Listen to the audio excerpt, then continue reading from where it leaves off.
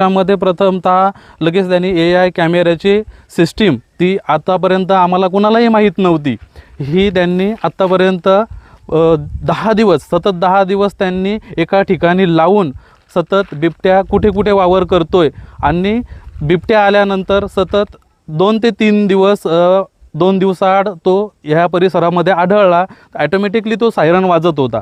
वाजल्यानंतर ह्या संपूर्ण शेतामध्ये जी माणसं काम करत होती दिवसाच्या, तर त्यांना ॲटोमॅटिकली माहीत व्हायचं का हा प्राणी आपल्या परिसरात आलेला आहे. आपण जागृत व्हायचं आणि घरामध्ये थांबायचं किंवा त्यांनी त्या ठिकाणाहून दुसऱ्या ठिकाणी सुरक्षित ठिकाणी जायचं. ह्या उपाययोजना साहेबांनी केल्या. त्याच्यानंतर साहेबांना मी एक विनंती केली की तुम्ही आपल्या परिसरामध्ये एक शिबिर लावा. तर त्यांनी त्वरित 2 दिवसांनी शिबिरसुद्धा लावलं. तर नरेश घाणेचं अर्ज आला ऑफिसला. त्याच्यानंतर आम्ही आलो, इथं बघून घेतलं. रात्रीला आलो होतो त्या दिवशी. मग यांना तोंडी सूचना दिल्या की बा त्याला मारू नका.